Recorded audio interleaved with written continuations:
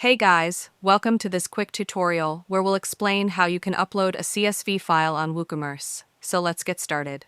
First, log into your WordPress dashboard. From the left menu, go to Products and then click on All Products.